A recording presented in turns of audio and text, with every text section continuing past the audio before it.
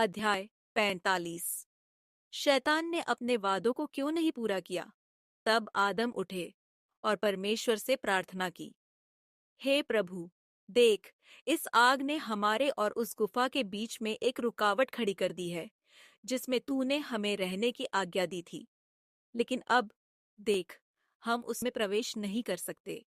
तब परमेश्वर ने आदम की प्रार्थना सुनी और अपना वचन उसे भेजा, जो कहता था, हे आदम, देखो इस आग को, इसकी ज्वाला और गर्मी कितनी भिन्न है उस आनंदमय बगीचे और उसकी उत्तम वस्तुओं से।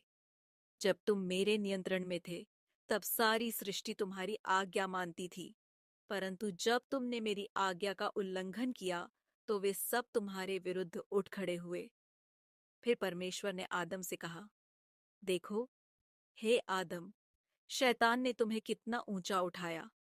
उसने तुम्हें उस दिव्यता से वंचित कर दिया, जो तुम्हें मेरे समान एक उच्च स्थान पर रखती थी, और उसने अपने वचन को तुम्हारे साथ नहीं रखा, बल्कि अंततः वह तुम्हारा शत्रु बन गया।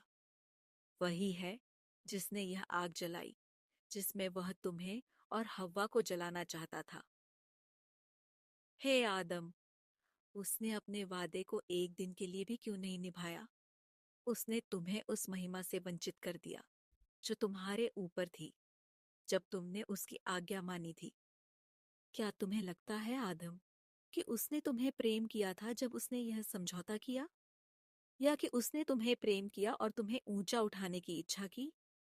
लेकिन नहीं, हे आदम, उसने यह सब तुम्हारे प्रेम के कारण नहीं किया, बल्कि उसने तुम्हें प्रकाश से अंधकार में, एक उच्च अवस्था से नीचे गिरावट में, महिमा से अपमान में, आनंद से दुख में और विश्राम से उपवास और कमजोरी की ओर ले जाने की इच्छा की।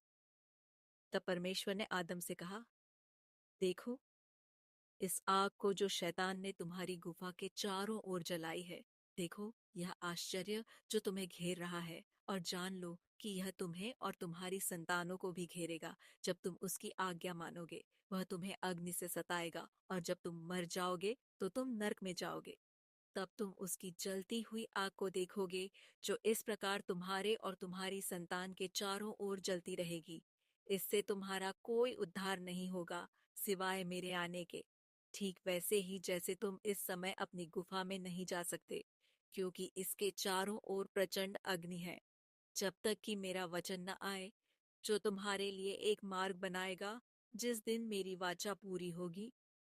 इस समय